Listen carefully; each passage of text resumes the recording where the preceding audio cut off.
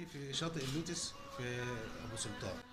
جات لنا شكوى ان في صرف صحي طالع ورا المباني، وان الكراسي متهالكه وحاله الغرف رديئه. وفي لقاء مع مدير شاطئ اللوتس هنتعرف على حقيقه المشكله. اتعرف على حضرتك بعد اذنك. علي حسن سليمان. حضرتك مدير الشاطئ.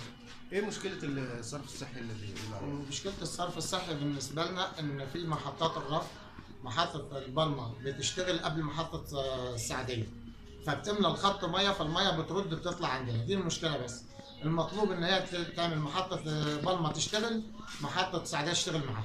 بس بالنسبه للغرف، بالنسبه للغرف غرف الشاليهات، الشاليهات نظيفه ولسه مجددينها، جايبين فيها ثلاجات جديده وبوتاجازات وفرش جديد.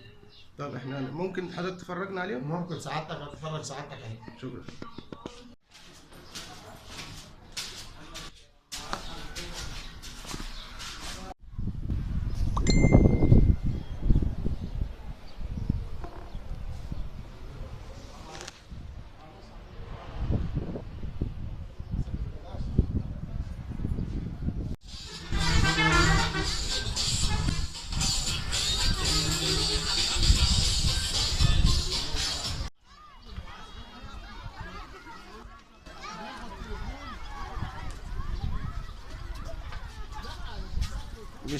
مش كميه ميه كتيره يعني. لا مش حاجه بسيطه، هي بس من الطفح اللي بيطلع وبنجربها احنا بتاع ده زي ما انت شايف كده. بتيجي العربيه حسب الشكوى ان في بحيره ميه. انا شايف انها مش ميه كتير يعني ولا حاجه. انا الشكوى بتقول ان مجاري فكانها بحيره ميه يعني. لا هي نسبه ميه قليله لما بتطلع، لما بتوصل من هناك بتبقى نسبه بسيطه، ولما المحطه بتشتغل كل الميه دي بتنزل تاني وبتروح. دي حاجه خارجه عن ارادتنا اصلا. والمحطه محطه عطل يعني ولا بيبقى بيريحوا مكان ولا احيانا بيريحوا المحطات بس مش محطه بلمه بتشتغل قبل دي. المفروض دي تشتغل ودي ترمي عليها علشان تأمن الميه ما تعلاش.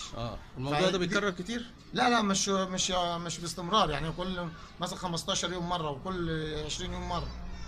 شاكرين جدا. مش يعني يوميا لا. شكرا. السلام عليكم. عليكم السلام. حضرتك حاجز هنا؟ ان شاء الله. وايه مستوى الشاليه عامل ايه؟ كويس حلو. مفيش اي مشاكل فيه؟ لا كويس زي الفل. طب نشوف مع بعض العفش؟ اتفضل اتفضل. اتفضل اتفضل.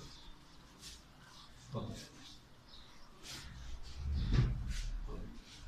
انا شايف انها حاجات جديده مش قديمه ولا حاجه. كويسه حلوه شغاله زي الفل. نظيفه حلوه مش وحشه يعني. وفي مراوح وكويسه يعني شغاله الدنيا مش وحشه. الدنيا كويسه يعني. الثلاجات شغاله؟ الثلاجه شغاله.